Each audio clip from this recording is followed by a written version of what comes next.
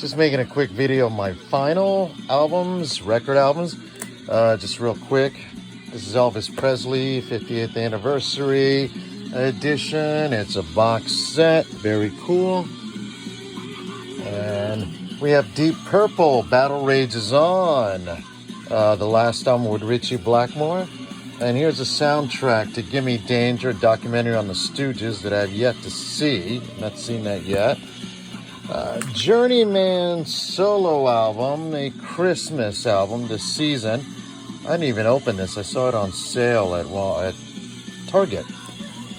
Let's see, Queen, Innuendo, the final studio album with Freddie Mercury. This has got an edited version of Innuendo, so if you want the full-fledged version of this, besides streaming it, you would have to get it on CD, I imagine. All right, Elvis Presley, the Sun Sessions, released in 1987, in time for the commemorative of his anniversary of his passing, 10 years. You can practically hear the birth pains of rock and roll on this. Slade, in their final studio album, released the original lineup. You Boys Make a Big Noise. Great album. Little keyboard heavy for my taste, but I still like it. And this is their final album, like I said. The Misfits. And this is the collection, I believe. Is it just called Misfits? I guess just called Misfits, but it's just a album of all their singles, I guess. Lana Del Rey, Paradise, good stuff. And this would have been the bonus CD at the deluxe edition that came out. I'm a huge fan of hers, so. Van Halen, 5150 with Sammy Hagar.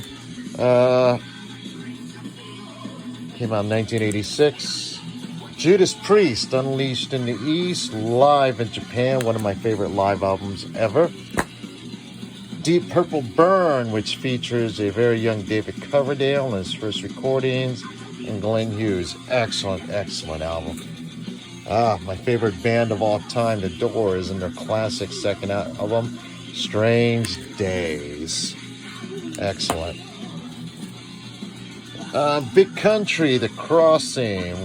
Again, a great debut. Doesn't get enough attention or love nowadays, which is too bad.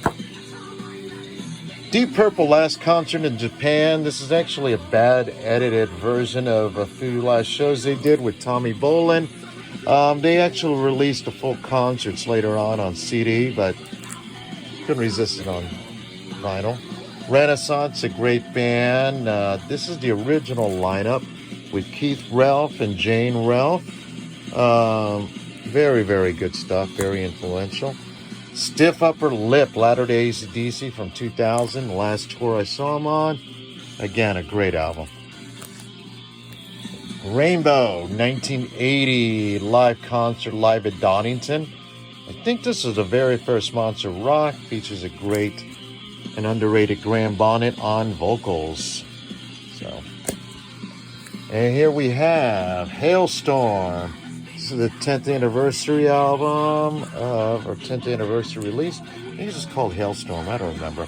But I love it, different cover than the CD. A bootleg, very common bootleg, you've seen 1,000 times. Live at the Old Waldorf in San Francisco. Of course, features a great Bon Scott. And it's one of the few times that we ever did that song, Kicked in the Teeth. I don't think they performed it many times. Alice Cooper, the original band, live 1973. It's the original Alice Cooper band. This originally was released as a bonus disc on the $1 Billion Babies Deluxe Edition. Excellent. Another great album. This is actually very cool. This is a record store release. Aerosmith, The Road Starts Here. They're going to release it on CD, I guess, this month. Anyway, rehearsal recordings from 1971, a couple of years before they released their debut. It's just the greatest hits by Kiss, but it's kind of unusual because it features Tommy Thayer and Eric Singer on the cover. Overall, excellent. And I like the fact it's got Shandy on it. Sorry. The first album I ever bought, well, actually the second album I've ever bought. Well, first album I ever bought actually was Highway to Hell. First band I ever loved. This is not the original copy. This is a reissue I bought. They look great. Last album with Bon Scott, my first rock hero. Excellent. Quiet Riot, Metal Health. I love this album. I've loved it since I was 13. I still love it. And what can I say? Cool, and introduced me to Slade thanks to their cover of Come On Feel the Noise. Axe, not one of my favorite albums by any stretch. But I do like them, and they had a song that made it on the radio, Rock and Roll Party in the Streets. Faces, as you can see, it says Rod Stewart in the Faces, because by this time Rod Stewart was a big solo star. And what happened with this album? Oh, this album, this was released after they broke up, but anyway, it's a very good live album, and it's kind of their swan song. And here's Quiet Riot, Condition Critical. There's, well, really their fourth release, but second album release in the States. It's not a great album, but I love it anyway. Here's kind of a beat-up copy of Kiss, the originals. It's the original 3 albums repackaged after they became big stars. I don't usually buy albums this beat up, but it's kind of a rarity.